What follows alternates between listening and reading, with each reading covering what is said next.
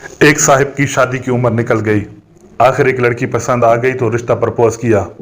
लड़की दो शराइत पर शादी के लिए तैयार हो गई। एक ये कि हमेशा जवानों में बैठोगे, दूसरा दीवार फलांग के घर आया करोगे। शादी हो गई। बाबा जी जवानों में ही बैठते और गप्पें लगाते। जवान लड़कियों की और प्यार मोहब्बत की ही बातें करते। ना ही उन्हें मंडियों के भाव से दिलचस्पी थी और ना ही मौज़ूआत शरीफ से कुछ लेना देना। बाबा का मूड हर वक्त रोमांटिक रहता और जाते और एक झटके से दीवार फलांग कर घर में धम से कूद जाते। एक दिन बाबा जी के पुराने जानने वाले मिल गए।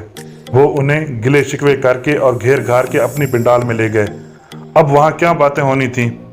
यार, घुटनों के दर्द से मर गया हूँ, बैठकर नमाज पढ़ता हूँ, मेरी तो भाईजान रीढ़ की हड्डी का मोहरा खुल गया है, डॉक्टर कहता है झटका ना लगे। यार, मुझे तो नजर ही कुछ नहीं आता, कल पानी की बजाय मिट्टी का तेल पी गया था, ड्रिप लगी है तो जान बची है।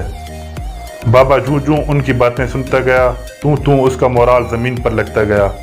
जब ठीक पाताल में पहुंचा तो मजलिस बर्खास्त हो गई और बाबा घसीटते पांव के साथ घर को रवाना हुआ। घर पहुंचकर दीवार को देखा तो घर की दीवार की बजाय वो दीवारें चीन लगी। हिम्मत ना पड़ी दीवार कूदने की कि कहीं बाबे फज्जे की तरह चुक ना निकल आए। आखिर मादल तो दोनों का एक ही था। बाबा ने कुंडी खटखटाई, खट खट। अंदर से बीवी बोली, इसीलिए बोला था जवानों में बैठा कर, लगता है आज बूढ़ों की मजलिस अटेंड कर ली है, इसीलिए हिम्मत जवाब दे गई है।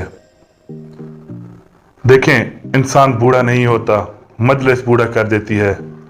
माहिरीन नफ्सियात लिखते हैं कि उस्ताद इसलिए जल्दी बूढ़े नहीं होते क्योंकि वो बच्चों की मजलिस में रहते हैं। यूं वो माहौल उन पर टाइम एंड स्पेस के असरात को न्यूट्रल कर देता है।